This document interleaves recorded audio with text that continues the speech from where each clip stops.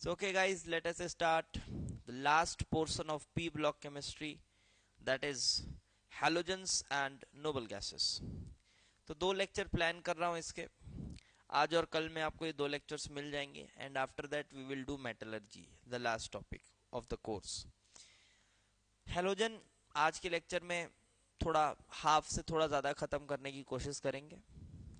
Maximum portion फिर से बता रहा हूँ, पढ़ाया हुआ ही है, रिपीट होंगी चीज़ें तो वो चीज़ों को मैं स्किप करके आगे बढ़ूंगा। नोबल गैसेस में ज़्यादा कुछ है नहीं, और जो है वो जिनॉन के फ्लोराइड्स की हाइड्रोलिसिस रिएक्शंस है, जिसको हमने पहले डिस्कस किया हुआ है, तो उसमें भी ज़्यादा समय लगेगा नहीं। चलिए देखते हैं, शुरू करते हैं।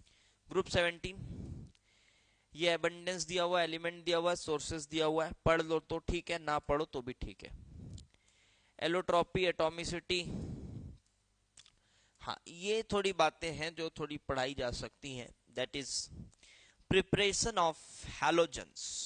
हैलोजेंस के प्रिपरेशन की बात हो रही है कि फ्लोरीन कैसे प्रिपेयर होता है, क्लोरीन कैसे होता है, आयोडीन कैसे होता है, ब्रोमीन कैसे होता है। तो इसमें जो कुछ रिएक्शंस है ये आपके काम आ सकते हैं। देखो, तो सबसे पहला प्रोसेस है बेटा ये मॉइसन्स प्रोसेस, दैट इज इलेक्ट्रोलिसिस करके फ्लोरीन कैसे पाते हैं।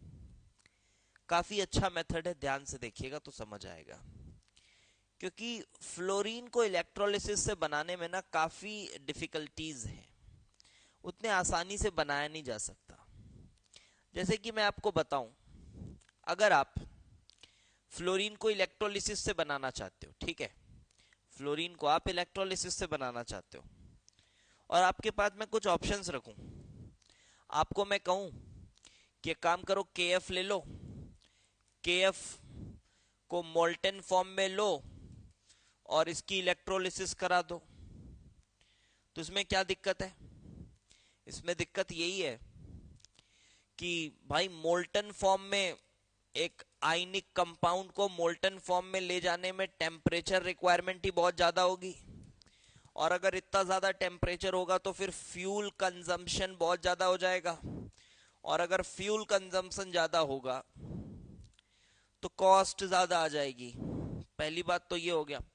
दूसरी ऐसी भी बात आप बोल सकते हो कि इतना हाई टेम्परेचर चाहिए होगा इसके मोल्टेन स्टेट को कि उतने हाई टेम्परेचर में ना फ्लोरीन मॉलिक्यूल एग्जिस्ट भी नहीं कर पाएगा।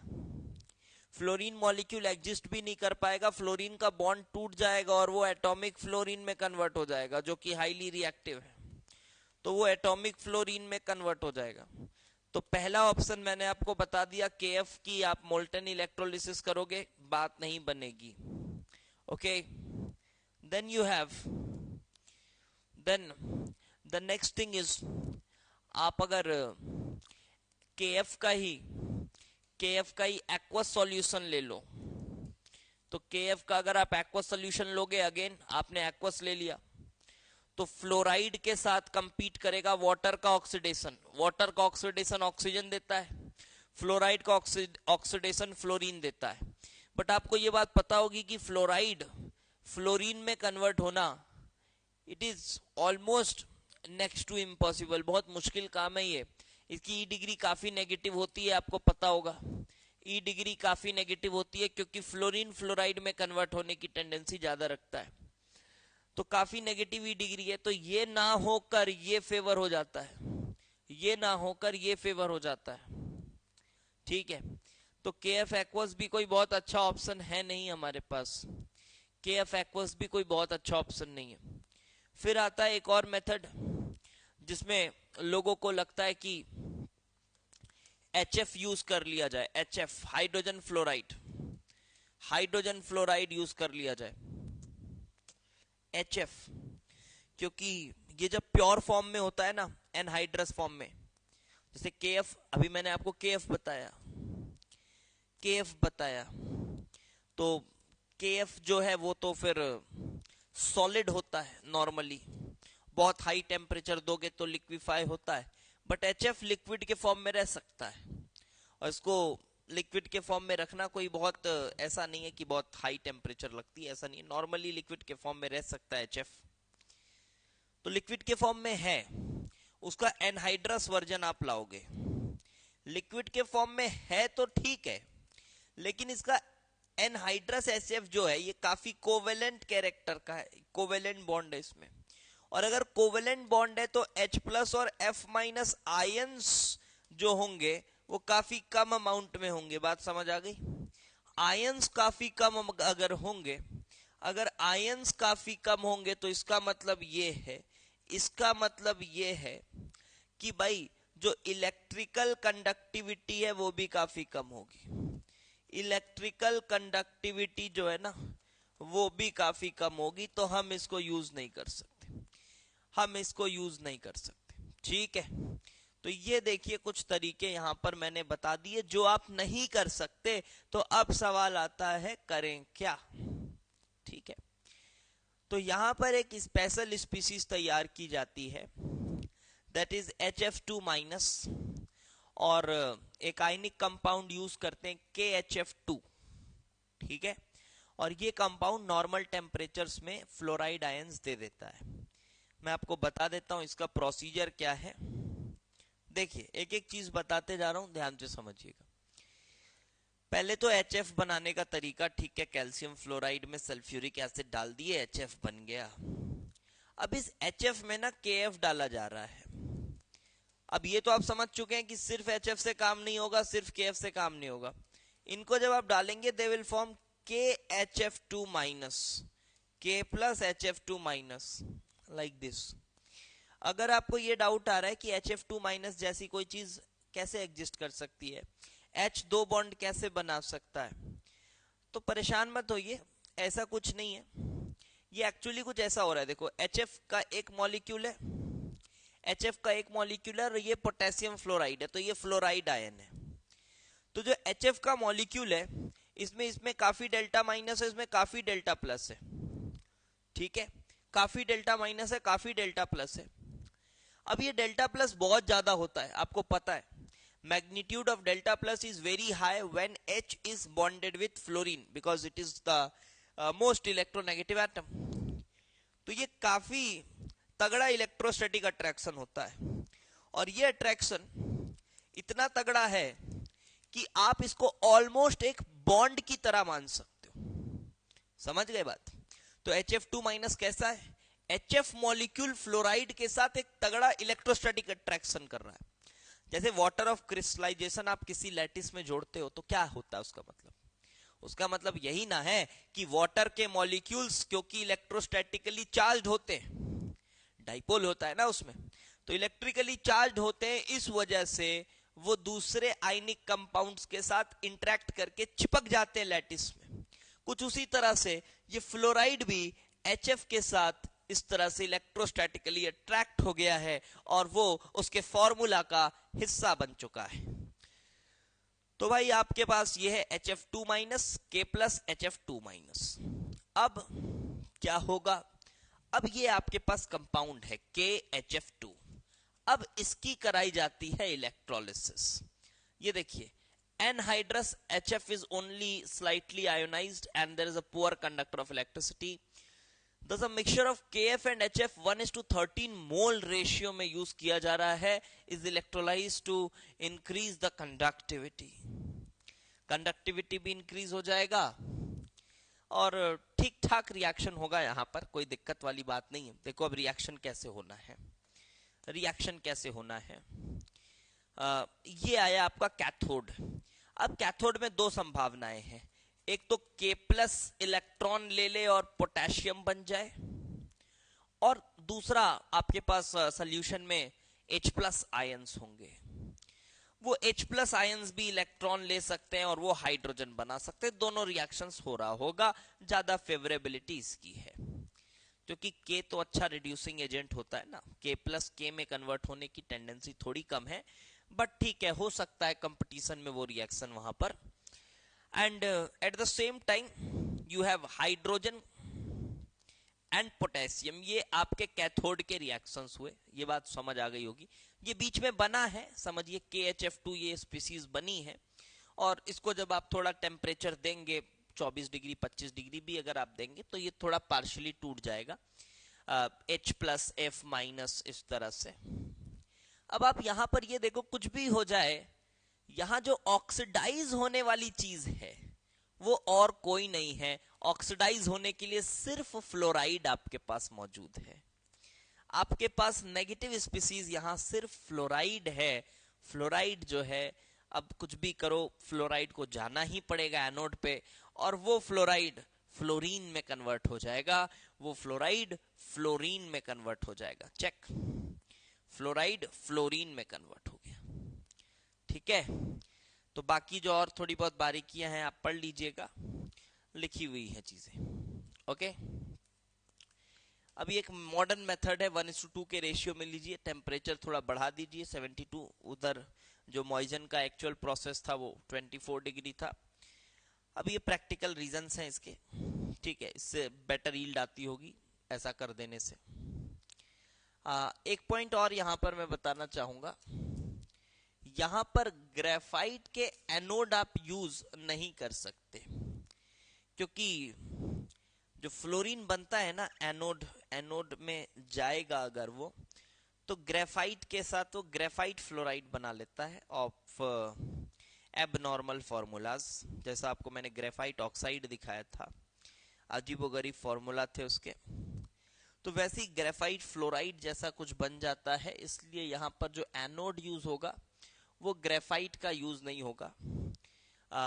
एनोड यहां पर कार्बन लिखा हुआ है, it's not actually graphite. Okay, it's not actually graphite. It should be another form of carbon that must be used, because graphite तो यूज नहीं कर सकते, वो ग्रेफाइट फ्लोराइड में कन्वर्ट हो जाता है, फ्लोरीन रिएक्ट कर जाता है। so that is some another form of carbon, not exactly graphite, and cathode में स्टील यूज करा जा रहा है। ठीक है, अब वो स्टील ही क्यों यूज किया, तो उसके पीछे रीजन सब प्रैक्टिकल होते हैं, प्रैक्टिकल, इकोनॉमिकल, वो सब अलग बातें हैं। देन ये बात आपको मैंने बता दी कि एक्वस यूज नहीं कर सकते बिकॉज वाटर चला जाएगा। Then comes a chemical method, and I would say that this is one of the important reactions. Mark this reaction as important reaction and write it separately in your copy. This is an important reaction. इसके बारे में आपको मैं बताता हूं। देखिए क्या किया जा रहा है यहां पर कि MnO4 माइनस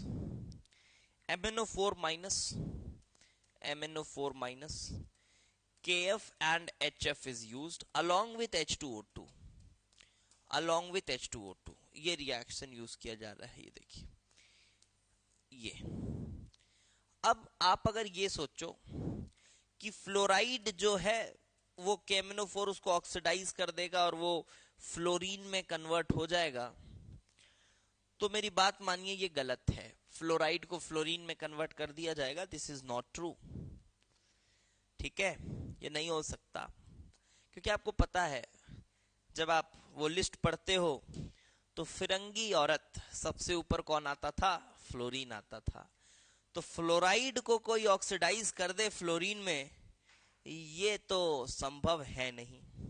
क्लियर है ये बात, इसलिए H2O2 यूज कर रहे हैं। अभी आपको समझ आएगा कि इसमें H2O2 यूज करने से क्या हुआ, कैसे हुआ। बहुत इंपॉर्टेंट रिएक्शन है, ये बात मान लो।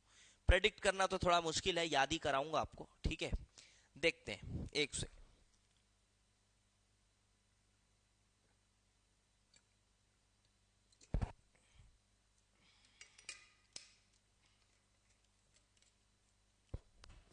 ओके, तो देखो ये H2O2 को ये ऑक्सीडाइज तो कर सकता है। H2O2 ऑक्सीडाइज होगा तो ऑक्सीजन दे देता है, पहली बात। H2O2 ऑक्सीडाइज होगा, ऑक्सीजन दे देता है, पानी वानी तो रहेगा ही, बैलेंस करने के लिए यूज करोगे। अब देखो आपके पास F है, ये जो KMnO4 माइनस है इसने H2O2 को किया है ऑक्सीडाइज।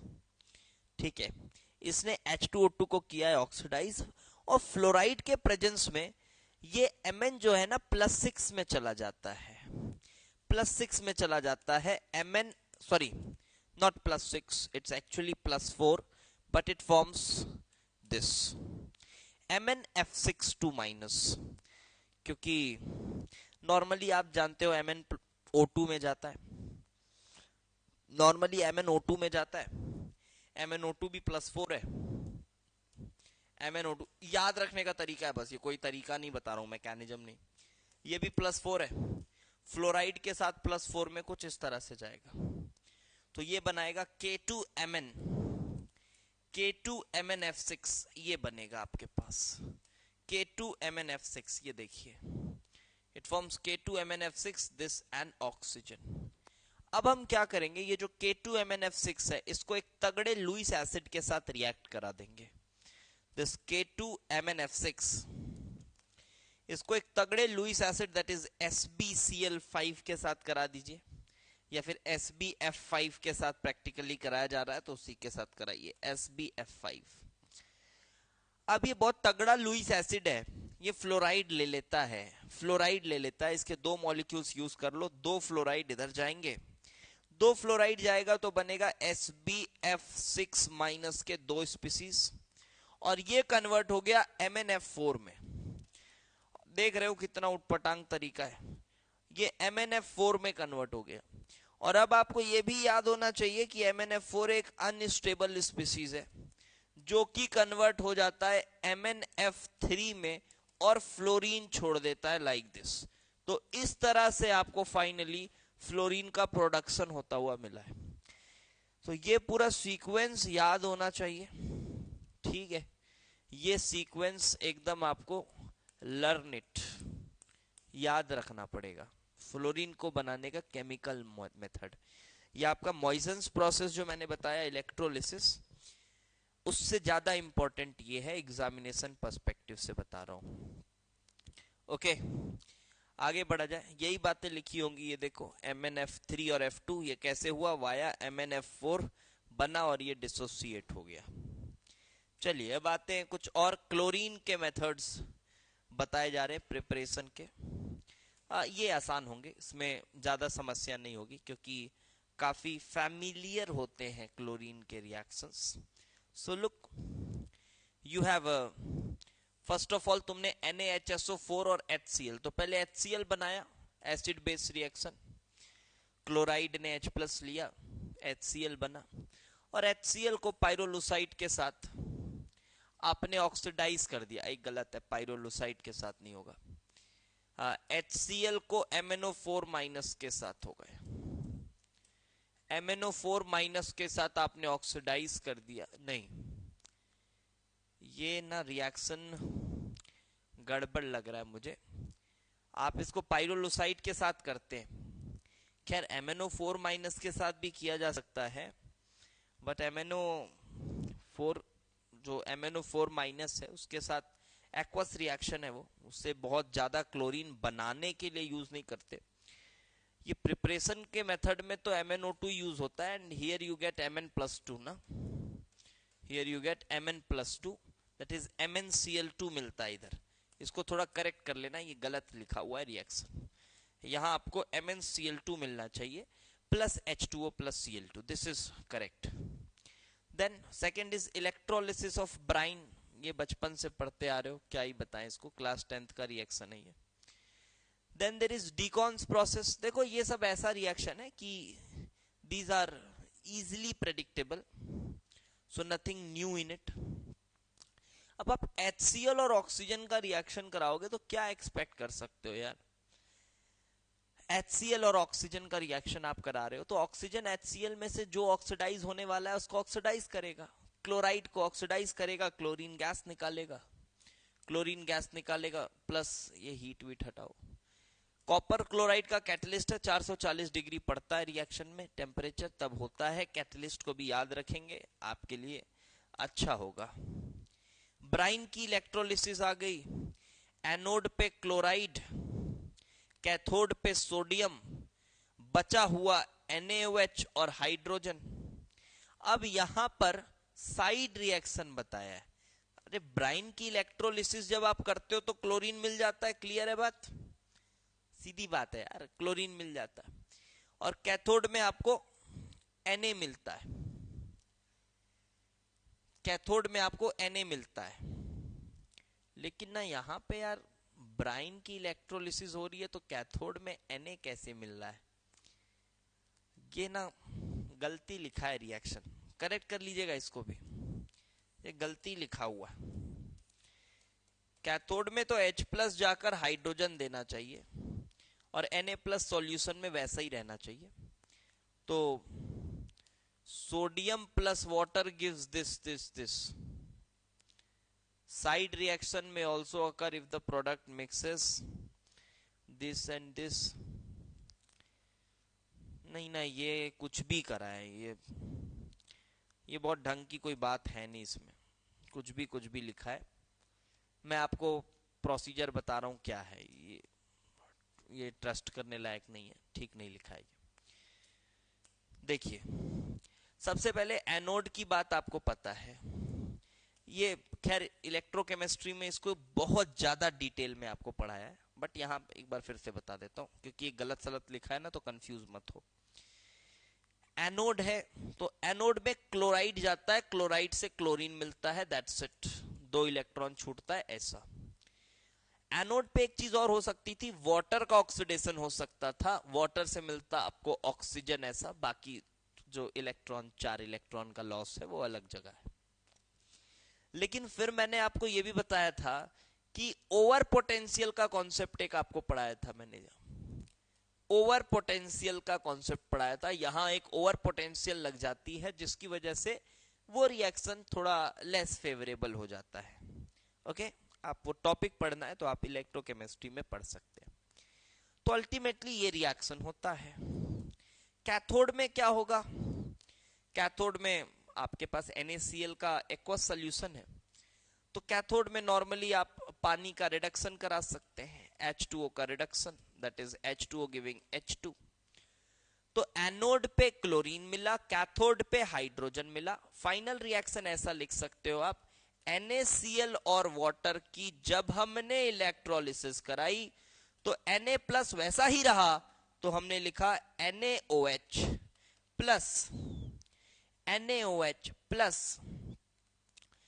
क्लोरीन गैस निकली है और हाइड्रोजन गैस निकला है। So this should be the correct reaction. ये कुछ भी लिखा है, मैं तो कहूंगा ये काट दो आप इसको समझो, ये ऐसा होना चाहिए, ठीक है। नाउ अब यहां पे बोला जा रहा है कि देखो NaOH है, क्लोरीन है। अब आपको पता है, मान लीजिए क्लोरीन एस्केप नहीं कर पाया, थोड़ा बहुत सोल्यूशन में ही रह गया, तो NaOH क्लोरीन आपस में रिएक्ट करते हैं, that you know very well. NaOH और क्लोरीन रिएक्ट करते हैं, that you know very well. क्या करते हैं रिएक्ट करके? जी हाँ, वो रिएक्ट करके डिस्प्रोपोर्शनेट कर देता है क्लोरीन को OCl minus and Cl minus में। तो वो लिखा होगा यहां पर, ये देखो लिखा है, हाइपोक्लोराइट बना रहा है। एक ये रिएक्शन दिया हुआ है, दिस NaOH के साथ chlorine forms NaCl plus NaOCl plus water, ये रिएक्शन है। एनोड पर ये भी रिएक्शन बताया हुआ है। एंड ये क्या लिखा है, हाइपोक्लोराइट प्लस हाइड्रोजन। अच्छा, ये भी एक पॉसिबल रिएक्शन है, क्या बोल रहा है, क्लोरीन विथ OH माइनस। तो ये क्या होगा यहां पर,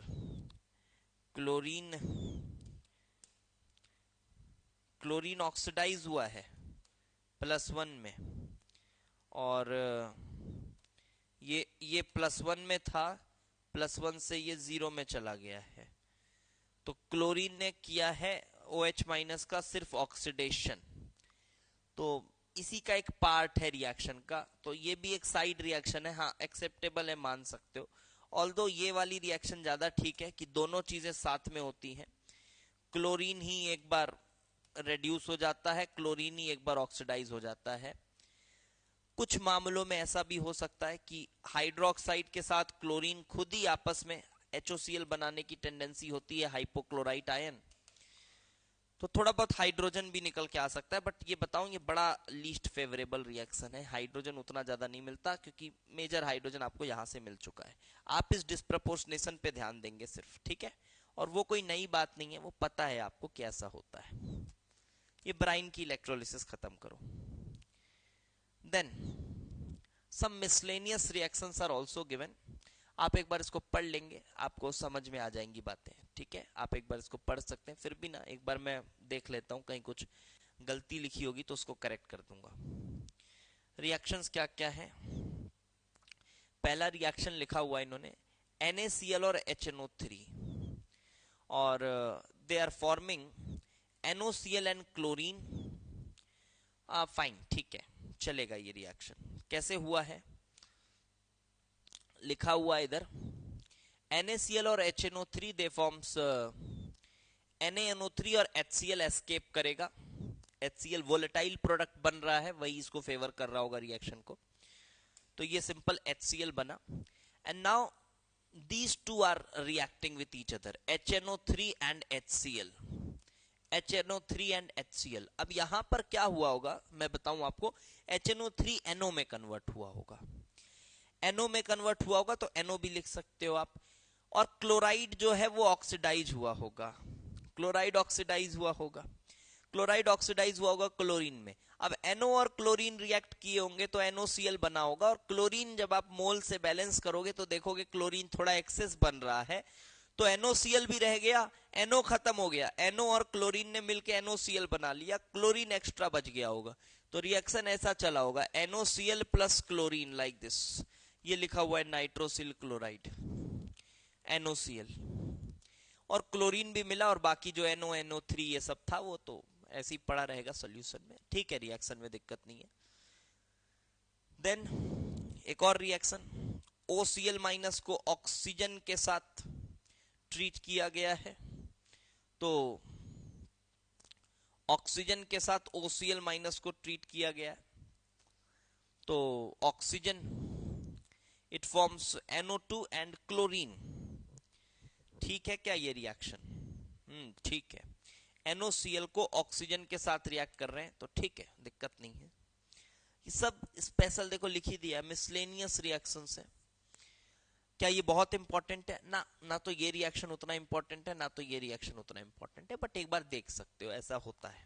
क्या है, जब आप बहुत सारे रिएक्शंस देखे रहते हो ना, तो क्या है, आपके पास बहुत सारे इंफॉर्मेशन आते हैं। हो सकता है आपको लगे कि यार ये याद कैसे रहेगा, जरूरत नहीं है हर रिएक्शन याद रखने की, बात मानो मेरी, हर रिएक्शन याद रखने की जरूरत नहीं है।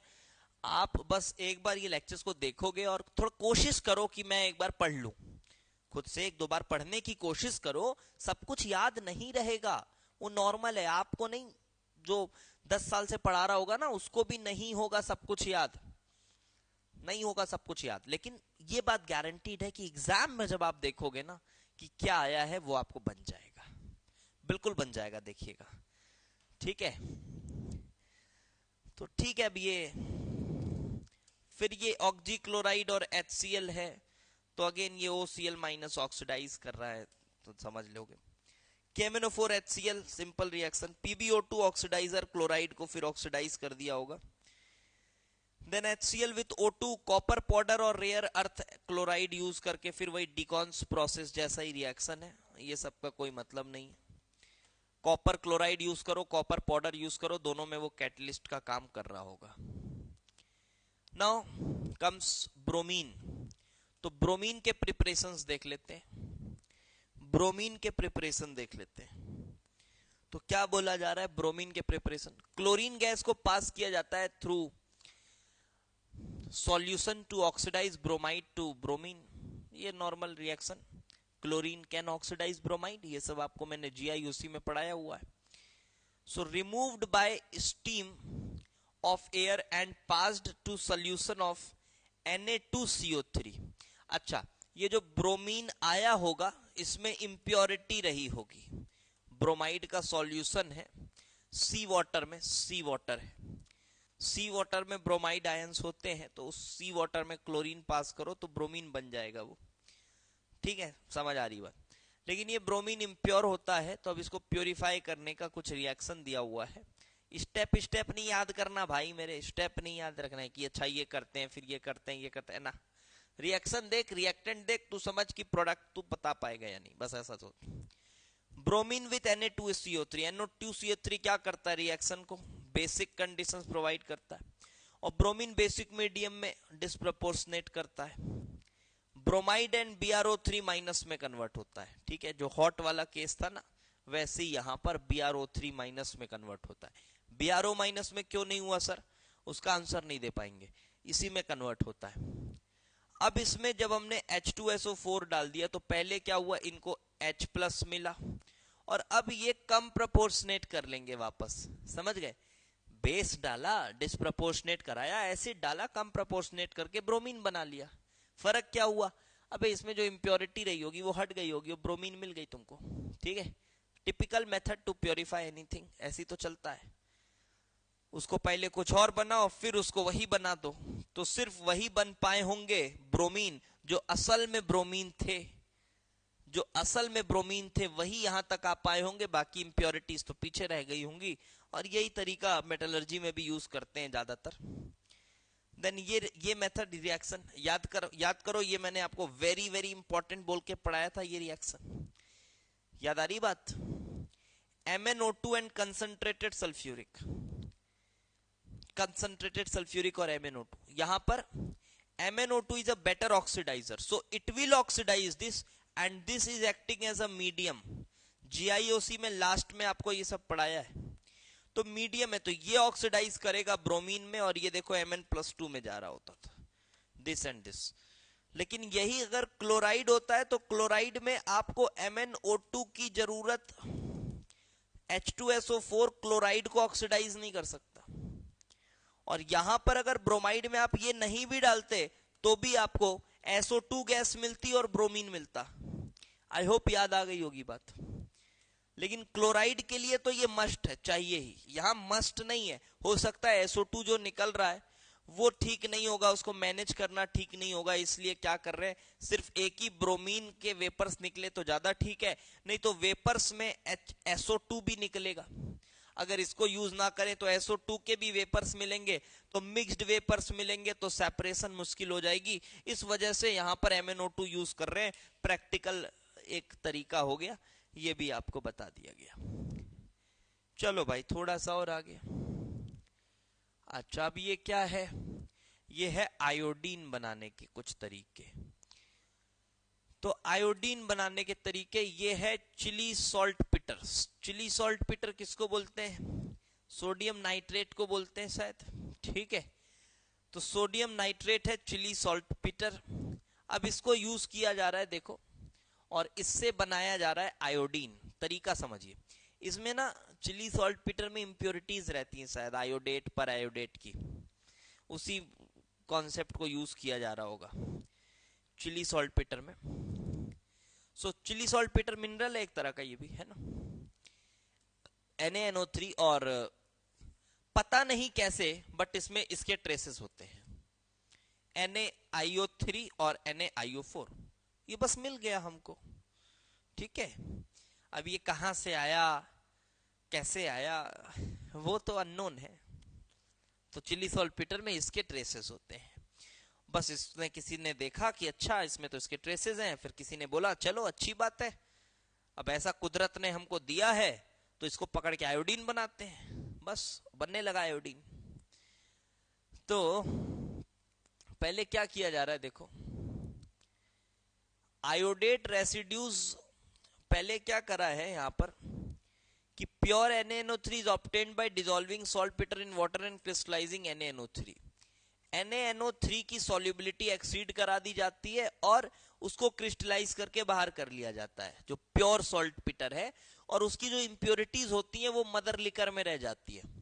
इंप्योरिटीज मतलब IO3 माइनस, IO4 माइनस, ये मदर लिकर में रह जाती है, ये मदर लिकर में रह जाती है।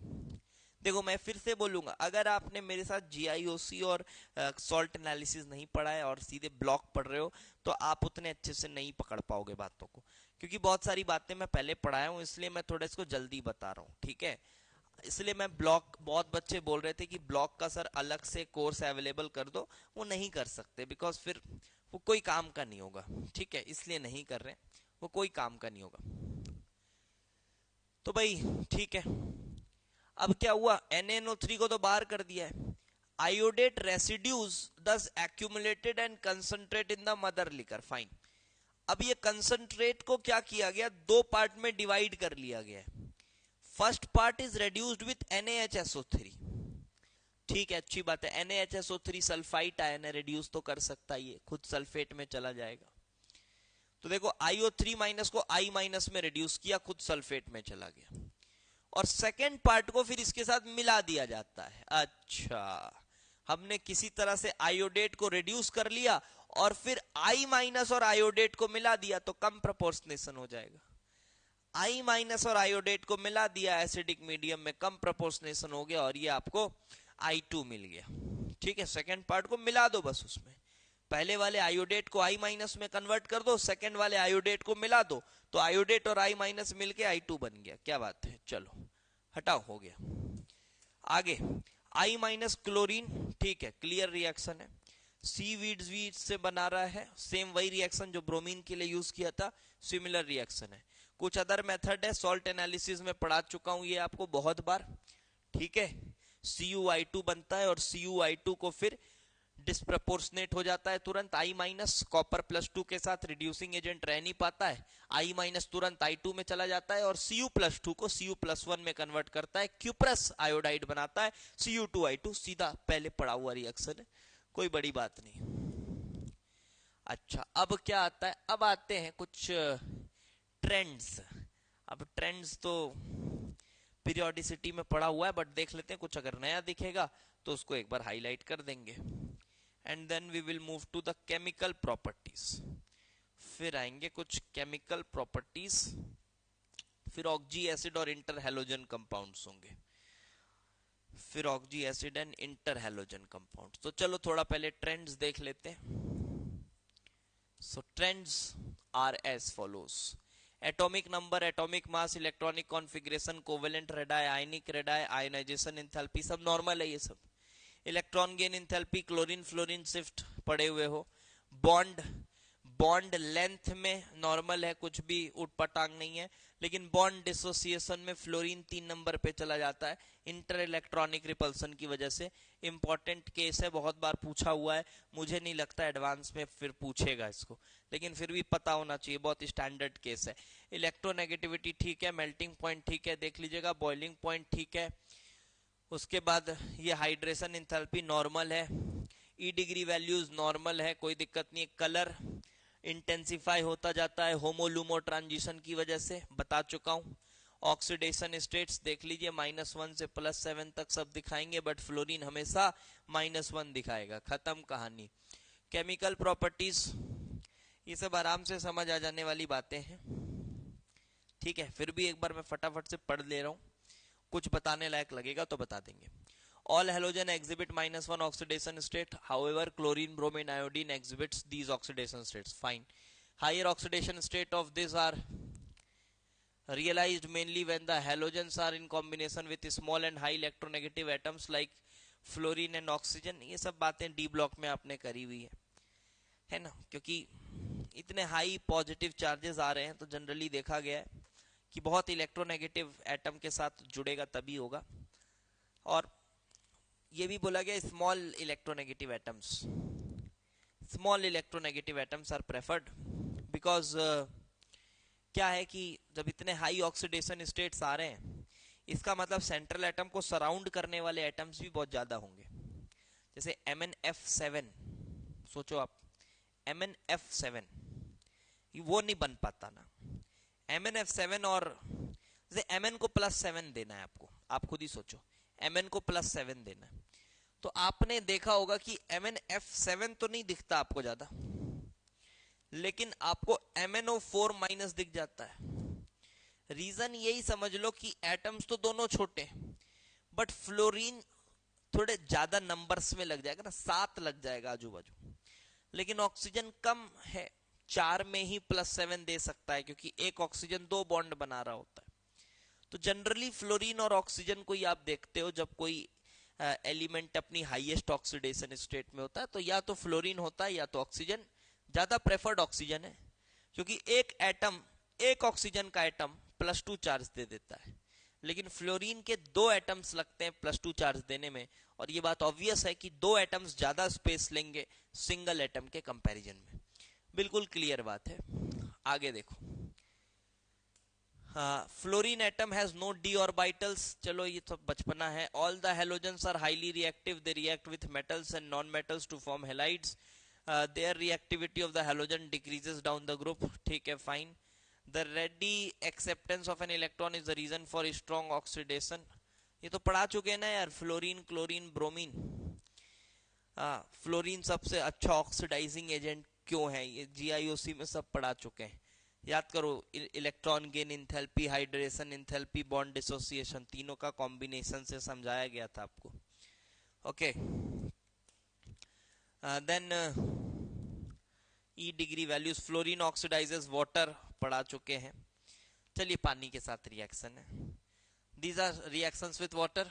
फ्लोरीन का रिएक्शन याद करो, ऑक्सीजन निकाल देता है, बाकी क्लोरीन और ब्रोमीन पानी के साथ रिएक्ट करते हैं। आयोडीन रिएक्ट नहीं करता है, आयोडीन रिएक्ट नहीं करता। फ्लोरीन ऑक्सीडाइज कर देता है पानी को, ऑक्सीजन निकाल देता है। ब्रोमीन और क्लोरीन डिस्प्रपोर्शनेट हो जाते हैं, लेकिन आयोडीन रिएक्ट नहीं करता। ये देखिए आयोडीन में उल्टा रिएक्शन है, अगर आप आयोडाइड को ऑक्सीजन दे देते हैं तो वो आयोडीन बना लेता है, ये देखिए। और I2 और H2O दे आर को एग्जिस्टिंग, वो दोनों एज अ प्रोडक्ट बने हुए हैं, साथ में एग्जिस्ट कर रहे हैं, इसका मतलब obviously they are not reacting with each other, react नहीं कर रहे हैं वो। अब ये सब जो गाथाएं हैं ये आपको पहले पढ़ा दी गई हैं, ठीक है। हाइड्रेशन, वाइड्रेशन, anomalous behaviour of fluorine, quite obvious. Then comes reactivity towards oxygen, ये कुछ नया होगा, थोड़ा बहुत देख लेते हैं इसको। ऑक्सीजन के साथ reactivity, reactivity towards oxygen,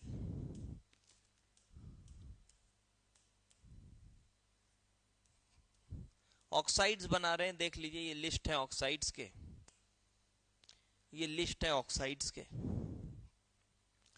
these are the list of oxides. तो कौन कौन सा ऑक्साइड बन रहा है ये देख लो। इसको लोग फ्लोराइड भी बोल देते हैं, ये फ्लोराइड्स हैं ऑफ ऑक्सीजन, ऐसा भी लोग कह देते हैं। लोगों का मानना है कि IDE हम उसी के साथ लगाएंगे जो नेगेटिव ऑक्सीडेशन स्टेट में है, समझ रहे हो बात। IDE हम उसी के साथ लगाएंगे जो नेगेटिव ऑक्सीडेशन स्टेट में है, तो ये ऑक्साइड नहीं है, ये फ्लोराइड है ऑक्सीजन का, ठीक है, बोल लो क्या जाता है, ठीक है। फॉर्मूले में तो कोई चेंज नहीं आएगा, OF2O2F2।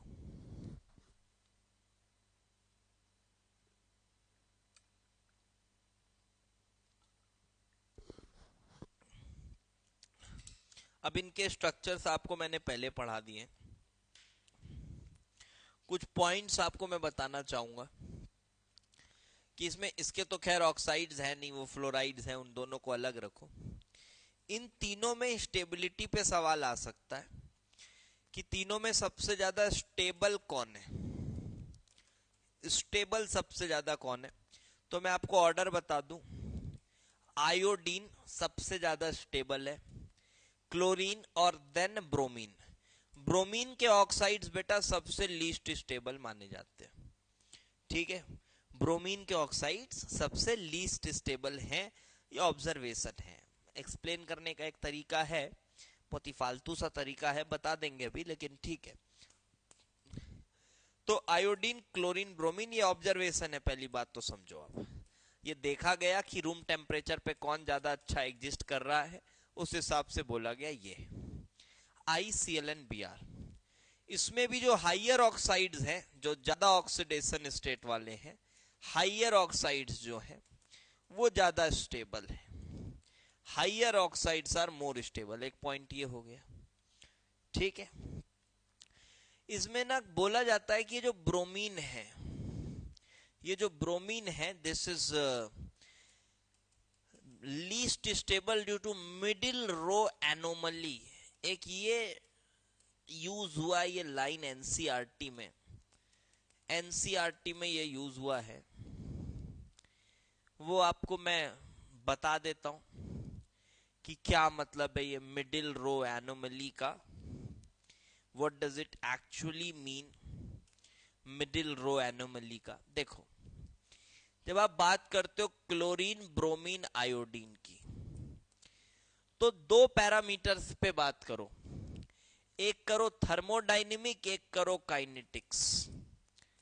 तो जब बात होती है थर्मोडायनेमिक पैरामीटर्स की, सुनिएगा, मैं ये आपको मिडिल रो एनोमली जो लिखा रहता है उसके बारे में बता देता हूं। तो बेटा जब बात होती है थर्मोडायनेमिक स्टेबिलिटी की, तो हम यही देखते हैं कि बॉन्ड कितना स्ट्रांग बना है, क्या है, बॉन्ड स्ट्रेंथ देखते हैं अल्टीमेटली। तो हम ये पाते हैं कि क्लोरीन जो है वो तगड़े बॉन्ड्स बना रहा है, ठीक है, क्लोरीन तगड़े बॉन्ड्स बनाता है क्योंकि छोटे साइज का है, ऑर्बिटल्स छोटे, ऑर्बिटल्स कॉम्पैक्ट होते हैं, बेहतर ओवरलैपिंग करते हैं, बचपन से यही पढ़ाया गया है। तो मान लीजिए, तो थर्मोडायनेमिकली स्टेबल कौन है, क्लोरीन ज्यादा स्टेबल है। तो हम अगर ऐसा देखें, थर्मोडायनेमिक स्टेबिलिटी बढ़ रही है, बढ़ रही है, थर्मोडायनेमिक स्टेबिलिटी सबसे ज्यादा, थर्मोडायनेमिक स्टेबिलिटी किसमें, क्लोरीन में। फिर आती है काइनेटिक स्टेबिलिटी। तो काइनेटिकली जब हम पढ़ते हैं, तो काइनेटिकली सबसे लीस्ट रिएक्टिव कौन है, काइनेटिकली सबसे लीस्ट रिएक्टिव कौन है, तो आप बोलते हो iodine. Kinetically least reactive iodine है ना, ऊपर से नीचे रिएक्टिविटी कम होती है यार। काइनेटिक रिएक्टिविटी तो सिंपली बेस्ड ऑन ऑब्जर्वेशन है, kinetic stability simply based on observation है कि हाँ हमने देखा फ्लोरीन बहुत तेजी से रिएक्ट कर रहा है, iodine slow slow slow slow react कर रहा है, तो हम बोल देते हैं iodine is kinetically less reactive, और you can say kinetically more stable. तो ऐसा बोल दिया जाता है कि इधर काइनेटिक स्टेबिलिटी, काइनेटिक स्टेबिलिटी सबसे ज्यादा किसकी है, इसकी है। तो ये काइनेटिक स्टेबिलिटी का राजा है, ये थर्मोडायनेमिक स्टेबिलिटी का राजा है। लेकिन ब्रोमीन जो है ये बेचारा बीच में फंस गया, ये बेचारा बीच में फंस गया, तो ये राजा बन ही नहीं पाया। इस वजह से इसका जो ऑक्साइड है ये सबसे लीस्ट स्टेबल है। बहुत ही गंदा सा लगता है मुझे ये सब लॉजिक, बट ठीक है, इससे बेहतर कुछ दिया नहीं जा सकता, तो मजबूरी है, यही देना पड़ता है। मैं तो यही कहूंगा कि ये आप इसको याद रखें, क्योंकि कभी कभी ऐसा हो जाता है जब आप अमीन्स पढ़ते हो, देखो मैं बता रहा हूं इसका काउंटर, जब आप अमीन्स पढ़ते हो, आप वहां पढ़ते हो कि एक जगह 3 डिग्री 2 डिग्री 1 डिग्री ये स्टेबिलिटी, ये बेसिक स्ट्रेंथ का ऑर्डर आता है, फिर एक जगह 1 डिग्री 2 डिग्री 3 डिग्री ये आता है, और उस वक्त आप फाइनल ऑर्डर क्या कर देते हो, उस वक्त आप फाइनल ऑर्डर कर देते हो, उस वक्त 3 2 1 1 2 3, और उस वक्त आप फाइनल ऑर्डर कर देते हो 2 डिग्री सबसे ज्यादा यही करते हो ना, final order 2 degree 3 degree 1 degree ऐसा फाइनल ऑर्डर कर देते हो। अब आप इससे उसको कंपेयर नहीं कर सकते, ये अलग चीज है, वो अलग चीज है, ठीक है। यहां पे फिर आप बोलोगे देखो सर यहां तो ये जो 2 है, ये जो 2 डिग्री है, ये तो कभी राजा नहीं बना है, तो इसको यहां तो पहले नहीं आना था। अरे ये अलग है, वो अलग है, वहां उसको बोला जा रहा है, तो क्या करे। तो ये सब फ्लॉज हैं, ये हैं, मैं आपको सामने बताता भी हूं, कोई बात छुपा के नहीं रखता कि अरे यार देखो यही सही, यही सच है, यही सच है। फ्लॉ आपको मैंने सामने बता दिया। कुछ बच्चों के अगर दिमाग में ये आएगा तो ठीक है, कोई बात नहीं, आप इसको अलग समझे, वो अलग समझे। वहां पर ऑब्जर्वेशन वो था, और उस ऑब्जर्वेशन को बताने का, समझाने का तरीका यही है, यही एक तरीका है, बता दिया जा रहा है। ऑल्दो ये एक्सप्लेनेशन ज्यादा काम नहीं करता, मतलब नहीं है, आप ये ऑर्डर याद रखिए। अब ये पॉइंट्स पढ़ लीजिएगा, आपको समझ आ जाएगा। क्लोरीन के ऑक्साइड्स एक्सप्लोसिव होते हैं, ये एक इंपॉर्टेंट प्रॉपर्टी है। ब्रोमीन के ऑक्साइड लीस्ट स्टेबल है, लो टेम्परेचर पे एग्जिस्ट करते हैं।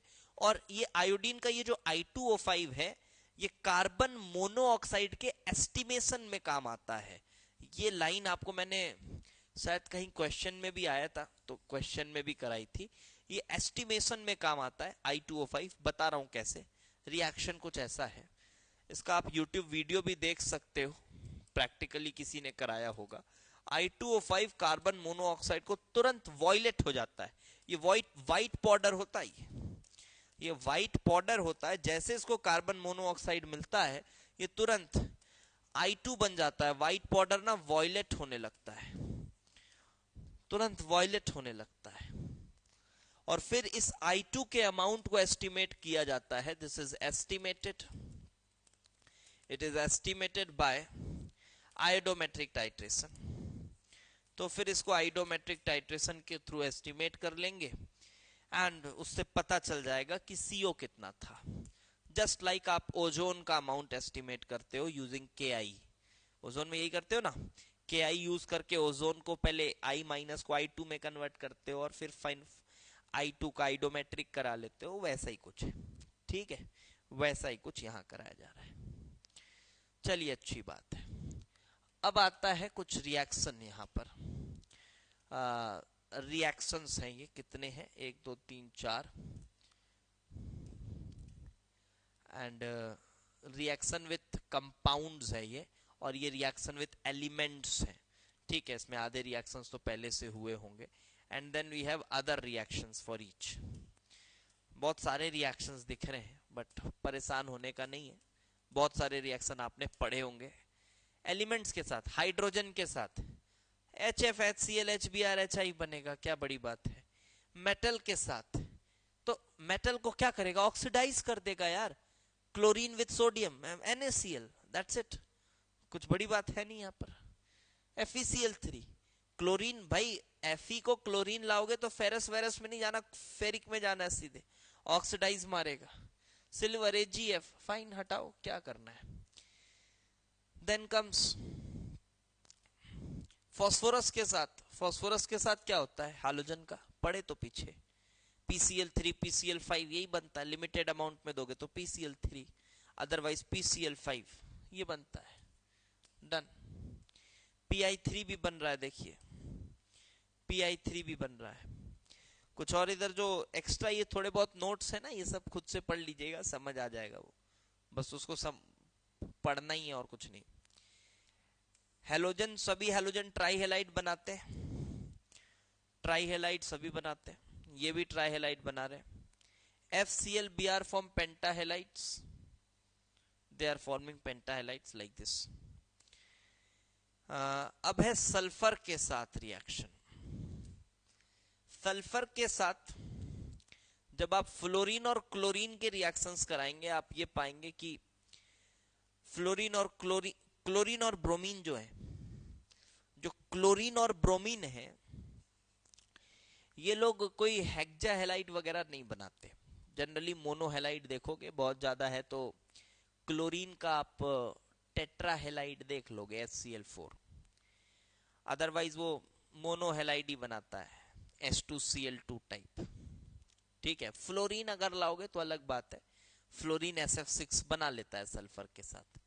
ठीक है, steric reasons, that's it. H2X2 बना रहा है, ये देखो. एक्सेस दोगे तो HCl4 बना रहा है. एंड देन अच्छा, SBr4 बनता है क्या सर? ना, SBr4 नहीं बनता. ठीक है, SF6 बन रहा है. ठीक है, fine. Then oxygen and fluorine, yes, they will form O2F2. Silent electric discharge में रिएक्शन होगा, O2F2 बनता है. OF2 नहीं बनता, याद रखना, ये O2F2 बनता है. ठीक है, ये सब सवाल पूछे जाते हैं कभी कभी एग्जाम में. O2F2 बनता है, OF2 नहीं बनता. कुछ नॉन मेटल्स के साथ, कार्बन के साथ फ्लोरीन क्या करेगा, CF4. बोरॉन के साथ फ्लोरीन क्या बनाएगा, BF3. बहुत ऑब्वियस है. Other halogens, and they are forming interhalogen compounds. Interhalogen will be a separate topic, so there will be discussing it again later on. अभी आगे पढ़ेंगे, वो separate topic होगा आपका interhalogen compounds. Then comes reaction with water. ये complete हो चुका है. बेस के साथ ये भी रिएक्शन हमने पढ़ लिया है पहले, अमोनिया के साथ, याद होगा आपको. ठीक है, अमोनिया के साथ ये पढ़ लिया है, एक्सेस और उसमें पढ़ा हुआ है. अच्छा, एक चीज यहां पर और है, ब्रोमीन और क्लोरीन का तो पढ़ा था. आयोडीन का एक रिएक्शन है. मैंने आपको बताया था कि Ni3 जैसी चीजें स्टेबल नहीं होती. Ni3 जैसी चीजें स्टेबल नहीं होती, ये अपने अमोनिएट्स के फॉर्म में पाई जाती हैं. जैसे Ni3 with its ammonia, ammoniated Ni3 ऐसा पाया जाता है. वो भी बताया था मैंने, अनस्टेबल होता है. ये हैमर करने से, ऐसा झटका देने से एक्सप्लोड करता है। इसकी प्रॉपर्टी है it explodes on hammering. Nitrogen मिल जाता है इससे, इसको हैमर करते हैं तो नाइट्रोजन मिल जाता है, और जहां नाइट्रोजन बनता है एनर्जी तो बहुत सारी रिलीज होनी है और बहुत तेजी से होती है, इसलिए एक्सप्लोजन भी देखने को मिलता है। ठीक है, इसलिए एक्सप्लोजन भी देखने को मिलता है। देखिए रिएक्शन होगा, लिखा होगा ammonia with iodine no reaction, and ammonia aqueous gaseous के साथ रिएक्शन नहीं है। अमोनिया लिखकर ले रहे हैं अगर आप, और फिर उसको आयोडीन के साथ रिएक्ट करा रहे हैं, तो Ni3.NH3, this is nitrogen triiodide which is ammoniated, ये बनता है। देखो लिखा हुआ है a slurry is formed which can be dried, एक स्लरी सा बनता है, एंड उसको सुखाया जाता है पहले, and on hammering it explodes causing sound, crackers में इस्तेमाल हो रहा है। ठीक है, ये देखो इस तरह से हैमरिंग के बाद नाइट्रोजन दे देता है, बताया मैंने, तो ये नाइट्रोजन दे देता है। Not very important, not important, उतना इंपॉर्टेंट नहीं है, बट थोड़ा सा इंटरेस्टिंग लगता है इसलिए बता देते हैं, उतना जरूरी रिएक्शन नहीं है ये। ओके, देन बेस के साथ रिएक्शन, हाँ यहां पर एक जरूरी रिएक्शन है आपके लिए। ये रिएक्शन बड़े देर बाद कुछ जरूरी रिएक्शन निकल कर आया। देखो क्लोरीन, ब्रोमीन और आयोडीन, इन तीनों के रिएक्शन, बिल्कुल अगर अभी आप नींद में आ गए हो बोरिंग सी चीजें सुन के, तो अभी थोड़ा नींद से जाग जाइए। ये रिएक्शन बिल्कुल इंपॉर्टेंट रिएक्शन है, क्योंकि बहुत नॉर्मल रिएक्शन है ना, इधर उधर के कोई बहुत ही दूर के दराज के रिएक्शन नहीं पूछता जेई। क्योंकि देखो बहुत कॉमन सी चीज है कि क्लोरीन, ब्रोमीन, आयोडीन NaOH के साथ क्या करते हैं सबको पता है। जो भी बच्चा ठीक ठाक से पढ़ा है उसको तो पता ही है कि डिस्प्रपोर्शनेट होता है, किसमें होता है वो पैटर्न भी याद है। बट फ्लोरीन के साथ NaOH क्या करता है, ये रिएक्शन कम लोगों को पता होता है।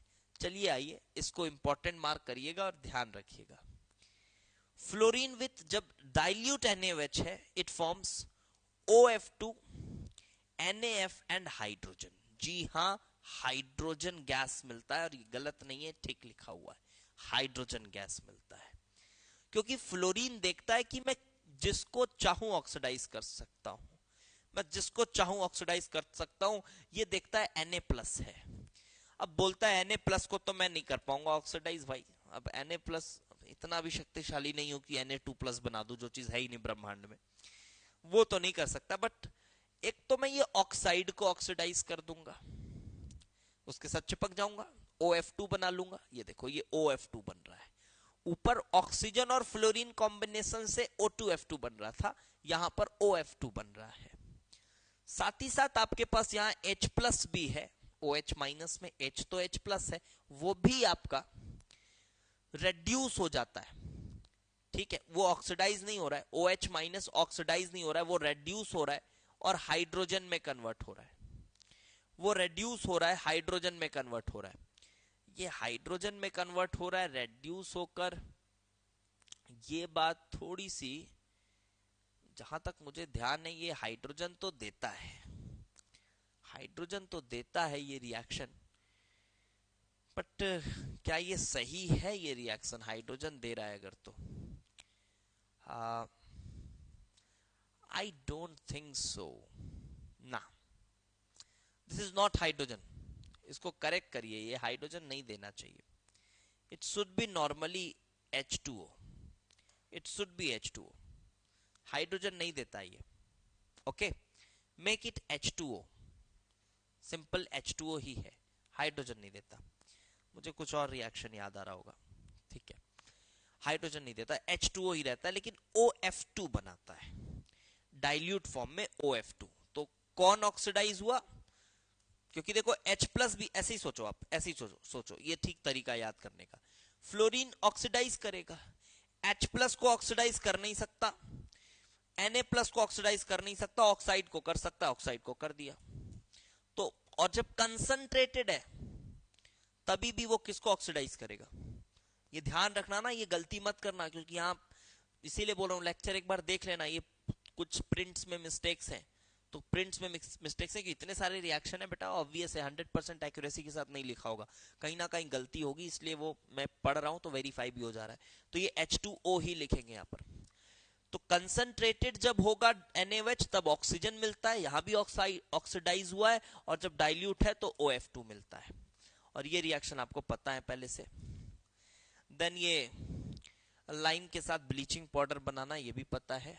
एसिड के साथ क्लोरीन का कोई रिएक्शन नहीं, फ्लोरीन का कोई रिएक्शन नहीं। H2S के साथ simple reaction, H2S with fluorine reaction दिया हुआ है, it forms SF6। Again fluorine सबको ऑक्सीडाइज मारेगा, ये तो सबको ऑक्सीडाइज मारेगा। बट जब आप H2S के साथ रिएक्शन कराते हैं क्लोरीन, ब्रोमीन एंड आयोडीन का, तो आप क्या पाते हैं, क्लोरीन विथ H2S, याद आ रहा है ये सभी reaction, chlorine with H2S, H2S get oxidized this time to sulfur, yes, important reaction, this time to sulfur, not to sulfur plus 6। Sulphur plus 6 तो करने की टेंडेंसी भाई फ्लोरीन में, वो अलग ही प्राणी है फ्लोरीन। ये खैर आयोडीन के लिए थोड़ा सा स्लो रिएक्शन है, फॉर्म्स HCl, ठीक है, HCl भी थोड़ा बहुत बन जाता है, ओके फाइन।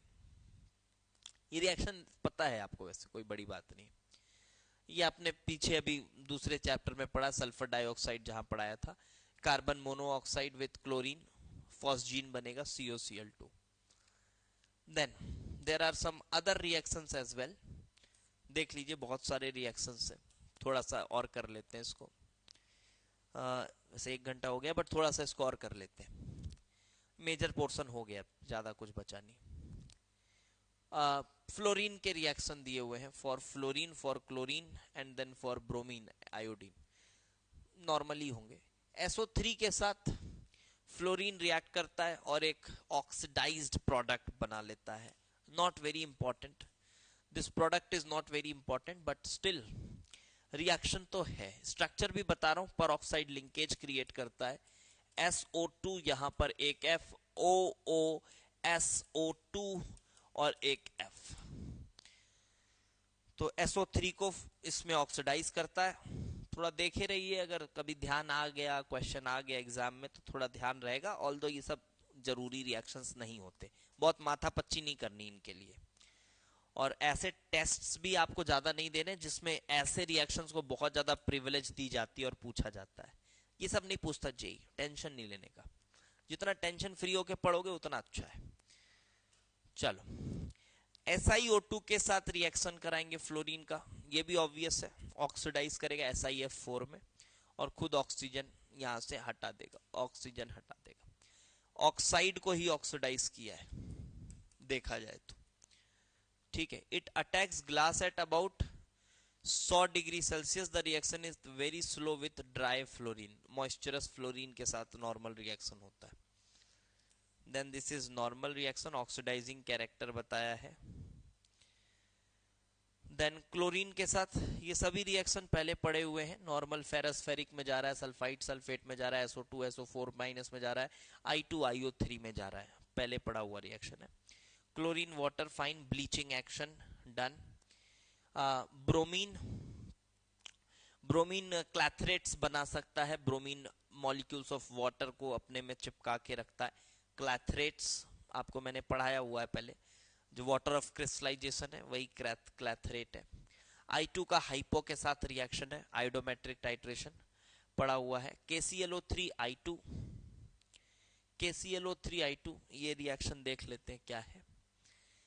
KClO3 I2, तो I2 एंड ClO3 माइनस, देखो ClO3 माइनस भी कुछ भी कहो आप, ऑक्सीडाइजर ही है, ऑक्सीडाइजर है, तो ये खुद कन्वर्ट होता है क्लोरीन में, और आपके पास जो I2 है इसको ऑक्सीडाइज करता है IO3 माइनस में, ठीक है। स्पष्ट है रिएक्शन, ये भी स्पष्ट है, ये भी स्पष्ट है, फाइन।